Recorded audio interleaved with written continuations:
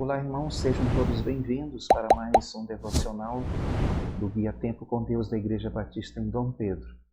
Nós temos desenvolvido o tema nos nossos devocionais sobre as disciplinas espirituais. Já vimos a disciplina da meditação, da oração, e hoje vamos ver a disciplina espiritual do jejum. A Bíblia tem muito a nos dizer sobre esta disciplina que poderíamos dizer, de certa forma, tem sido esquecida. A Bíblia apresenta uma lista muito grande de personagens que praticavam esta disciplina espiritual. E muitos dos grandes cristãos da história da Igreja jejuaram e deram o seu testemunho sobre o valor dessa disciplina. Nas Escrituras, o jejum se refere à abstenção do alimento para finalidades espirituais.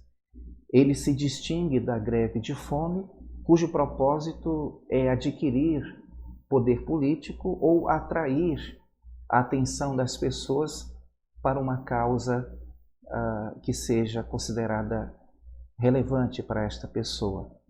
Também se distingue da dieta de saúde, que acentua a abstinência de alimento, mas para fins físicos e não espirituais. O jejum bíblico sempre se concentra em finalidades espirituais.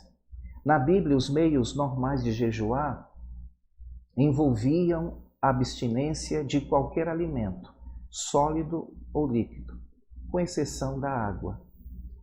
No jejum de 40 dias de Jesus, Lucas nos diz que ele nada comeu e ao fim desses 40 dias teve fome.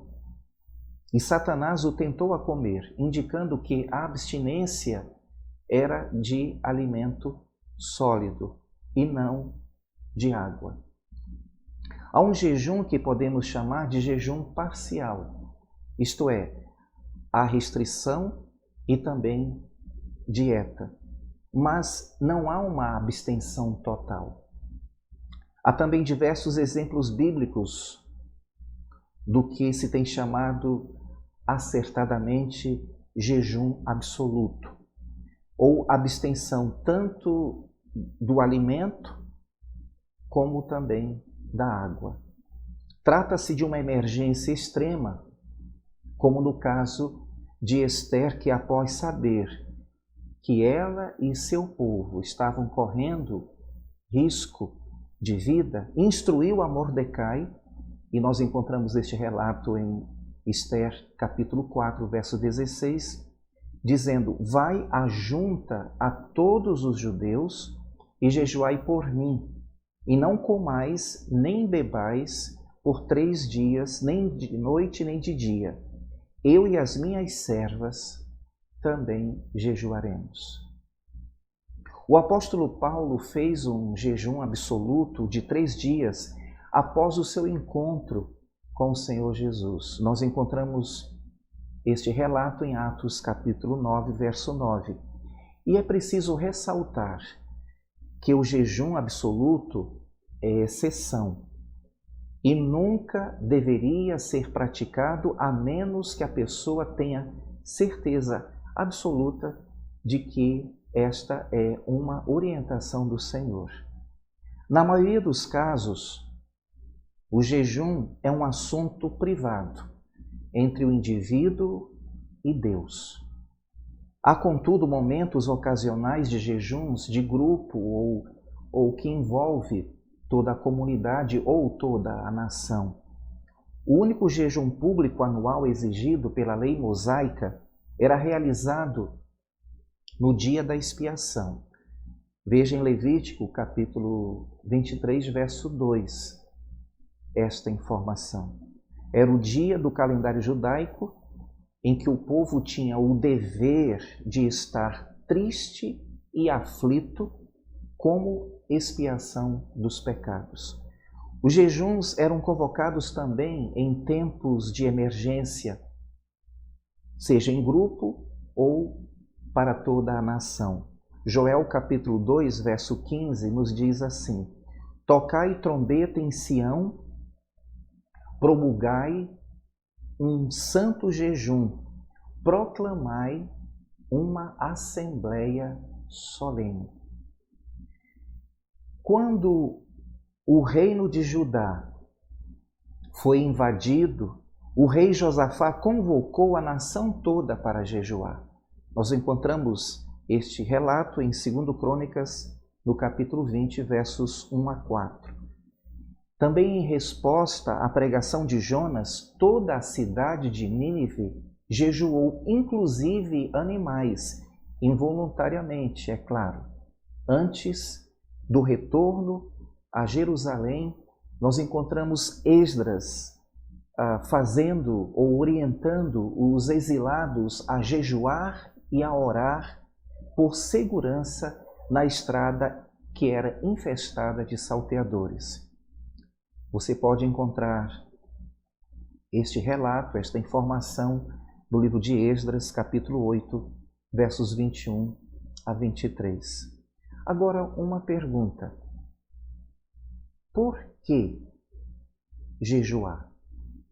Qual a importância desta disciplina espiritual para as nossas vidas? Em Joel capítulo 2, verso 12, nós encontramos a seguinte declaração: Agora, porém, declara o Senhor, voltem-se para mim de todo o coração, com jejum, lamento e pranto.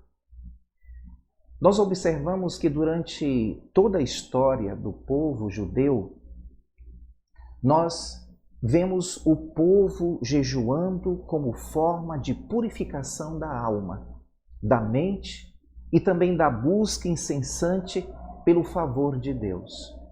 Daniel, Neemias, Davi, Esther são protagonistas de histórias que nos ensinam sobre esta importante disciplina espiritual.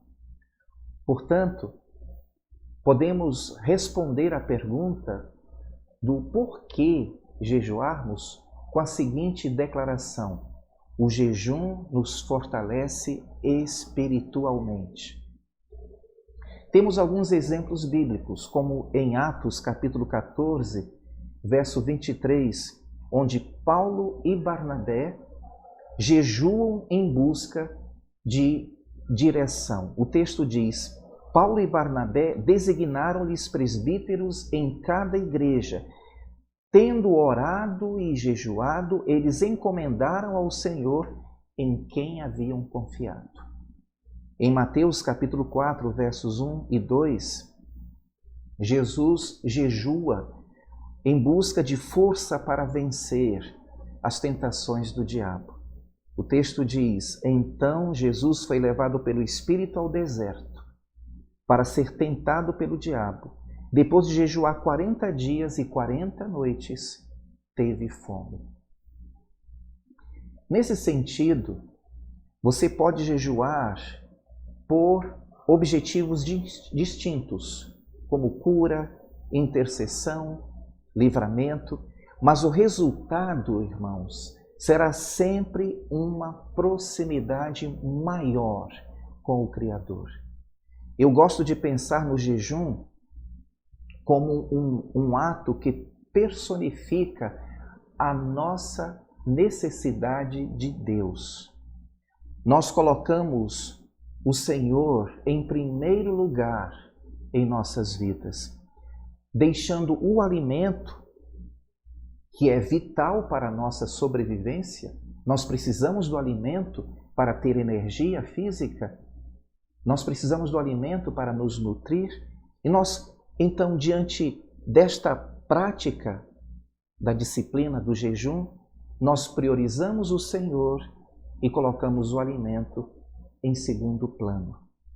John Wesley jejuava 2 vezes por semana, até a hora do chá, e estimulou todos os seus seguidores a fazerem a mesma coisa, dizendo da seguinte maneira: o homem que nunca jejua está tão distante do céu quanto o que nunca ora. Uma outra pergunta para o nosso entendimento sobre essa disciplina é como jejuar. Em Isaías capítulo 58, verso 5, nós encontramos a seguinte declaração: será esse o jejum que escolhi? Que apenas um dia o homem se humilhe, incline a cabeça como o junco e se deite sobre o pano de saco e cinzas? É isso que vocês chamam de jejum? Um dia aceitável ao Senhor? O jejum que agrada a Deus é mais do que se abster de comida, mas do pecado e da aparência ou de toda a aparência do mal. É este o jejum que agrada ao Senhor. Quanto ao modo, pode ser a rejeição completa da comida por um período de tempo ou a rejeição parcial da comida por um período de tempo. Há várias maneiras de jejuar. No livro de Daniel, no capítulo 10, versos 2 a 3, nós lemos que ele jejuou completamente por 21 dias. Também em Daniel, no capítulo 1, verso 8, nós lemos que ele se absteve de manjares do rei, enquanto se alimentava apenas de água e legumes. Então, nós temos no primeiro texto de Daniel 10, versos 2 a 3, um período de tempo, e no capítulo 1, verso 8, nós temos uma descrição da abstinência de alimentos. Em 2 Samuel, capítulo 12, verso 22, nós lemos o relato do jejum de Davi pela cura de seu filho. Então, temos aqui uma identificação do propósito de um jejum. O texto diz assim: enquanto meu filho vivia, jejuei e muito lamentei, porquanto afirmava: quem sabe Jeová venha a se compadecer de mim e permitirá que a criança viva. Nesse sentido, nós podemos classificar o tipo de jejum de algumas formas. Nos tempos contemporâneos, há quem jejue abrindo mão das redes sociais. E hoje, da maneira como nós estamos enredados pelas redes sociais, é um desafio muito grande para todos nós nos abstermos da internet, da televisão, do WhatsApp, do Facebook, que tem roubado o nosso tempo de estarmos na presença do Senhor. Por quanto tempo eu devo jejuar, ou eu posso jejuar? O tempo do jejum é importante, mas pode variar de acordo com o propósito de cada um. É preciso considerar o tempo e a qualidade do jejum, não colocando em risco a sua saúde. É recomendável que se inicie por um período curto até que seu organismo esteja pronto para longos períodos sem alimento. Mas, como Davi, irmãos, nós devemos a Deus algo que nos custe. Em 1 Crônicas, capítulo 21, verso 24, nós lemos assim: e disse o rei Davi a Ornã: não, antes, pelo seu valor, a quero comprar, porque não tomarei o que é teu para o Senhor, para que não ofereça holocausto sem custo. E eu quero concluir dizendo que o jejum deve ser feito para Deus e não para nós mesmos. Em Zacarias capítulo 7, versos 4 a 6, nós lemos: então a palavra do Senhor dos Exércitos veio a mim, dizendo: fala a todo o povo desta terra e aos sacerdotes, dizendo: quando jejuastes e pranteastes, no 5º e no 7º mês, durante os 70 anos, porventura foi mesmo para mim que jejuastes? Ou quando comestes e quando bebestes, não foi para vós mesmos que comestes e bebestes? O propósito, depois de feito, deve ser cumprido. Pois quando fizer um voto, cumpra-o sem demora, pois os tolos desagradam a Deus. Cumpra o seu voto. Use, portanto, a inteligência espiritual quando você estiver tomando uma decisão de praticar esta disciplina espiritual tão importante. Ao praticar o jejum, livre-se de toda a hipocrisia e mire nas lições de Cristo. Olhe para o Senhor, para os seus ensinamentos. Nós encontramos nos evangelhos relato de que os discípulos de João lhe perguntaram: por que jejuamos nós e os fariseus muitas vezes e os teus discípulos não jejuam? E a resposta de Jesus foi: podemos acaso estar tristes, os convidados para o casamento, enquanto o noivo está com eles? Dias virão, contudo, em que lhes será tirado o noivo, e nesses dias hão de jejuar.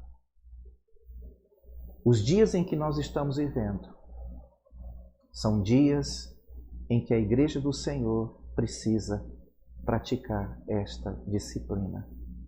Nós temos o Espírito Santo habitando nos nossos corações. Estamos selados para o dia da redenção. Mas é necessário que a Igreja esteja desperta, que a Igreja esteja sensível, que a Igreja esteja alerta. E para que isto aconteça, nós precisamos nos dedicar às disciplinas espirituais. Meditação, oração e o jejum bíblico. Um jejum que vise colocar realmente as nossas mentes concentradas a ouvir a voz do Senhor. Eu desejo a todos vocês um excelente dia na presença do Senhor.